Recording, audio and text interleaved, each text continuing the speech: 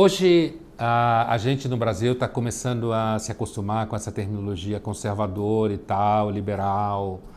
E assim, eu acho isso tudo muito bom, inclusive porque eu acho que o socialismo é o fim da picada, comunismo muito pior, PT levou o Brasil ao buraco, acho ruim mesmo, não tenho nenhuma opção, nenhuma dúvida com relação a isso.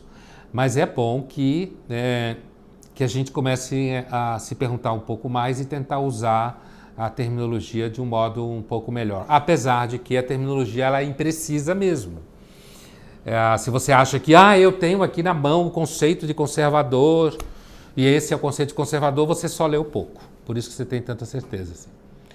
Primeira coisa é conservador no sentido filosófico, identificado com um autor do final do século XVIII chamado Edmund Burke, um britânico, no livro dele Considerações sobre a Revolução na França, onde ele jamais usou a expressão conservador, né? Surgiu na França a expressão, pouco depois do livro dele, Conservateur.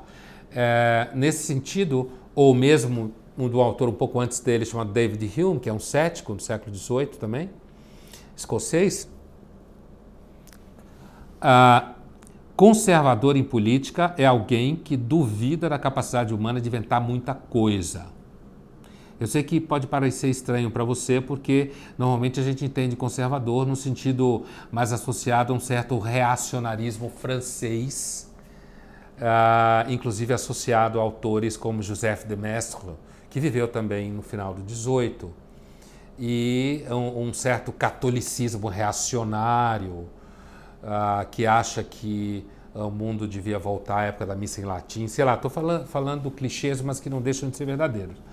Então, assim, no sentido filosófico da tradição britânica, que é o pensamento conservador na sua origem, digamos assim, um pouco mais precisa, o conservador é alguém que desconfia de quem calcula mundos que não existem, de quem usa retórica para convencer os outros de que esses mundos são possíveis e de engenheiros sociais e econômicos que acham que podem reduzir tudo a uma lógica econômica e planificada.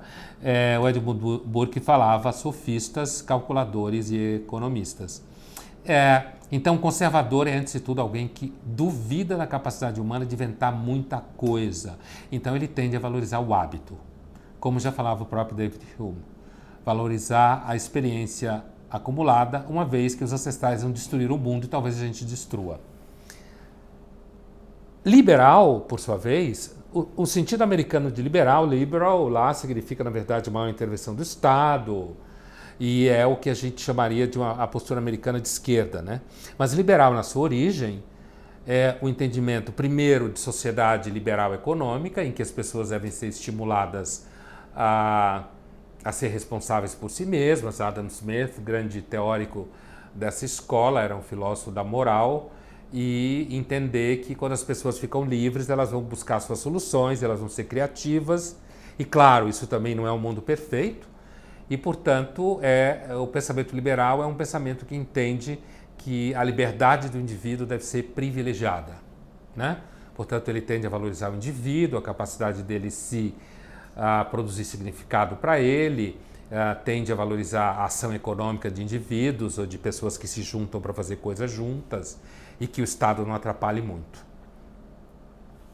E a posição liberal também tende a ser mais aberta em termos morais, no sentido de achar que as pessoas podem experimentar formas de vida que não sejam tão, digamos, dependentes de concepções ancestrais, de costumes e hábitos. Então, quando você fala que alguém é liberal conservative, que é uma expressão muito comum, normalmente significa que essa pessoa não confia muito em teorias, engenharias políticas e sociais muito loucas, né, do estilo socialista ou alguma coisa assim. Ela tende a privilegiar instituições democráticas existentes, por isso ela quer conservar essas instituições. Ela tende a privilegiar a propriedade privada, no entendimento de que a propriedade privada é uma unidade fundamental da liberdade do indivíduo e a materialização do seu esforço pessoal ao longo da vida para ter as coisas que ele correu atrás. E, por outro lado, se é liberal conservative, ela entende que os indivíduos devem ter uma razoável liberdade para experimentar o modo que eles querem viver, inventar modos dentro do espaço da lei e que eles devem ser também estimulados a viver numa sociedade livre de mercado. Eu acho essa posição a posição mais interessante, politicamente e moralmente. Agora, o neoconservador, tecnicamente falando, foi um movimento que surgiu nos Estados Unidos, principalmente no final dos 70, ao longo dos 80, muito associado, isso foi se materializar de forma forte do Reagan até o Bush, filho. Era um movimento que reunia numa ponta a defesa da sociedade de mercado e na outra ponta o apoio de grupos religiosos conservadores, né, moralmente falando.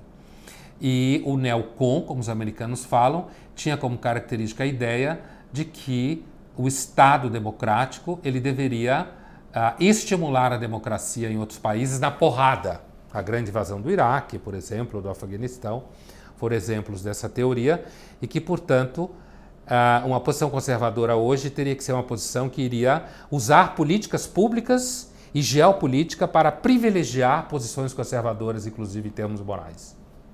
O governo Bolsonaro, que a gente está vivendo hoje, ele flerta com a ideia de ser liberal conservative, mas muitas vezes ele parece neoconservador nesse sentido.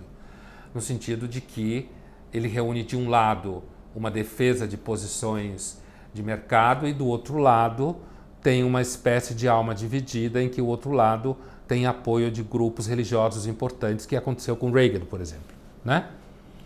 Já o paleoconservador, que é uma expressão de uso bastante menor, né?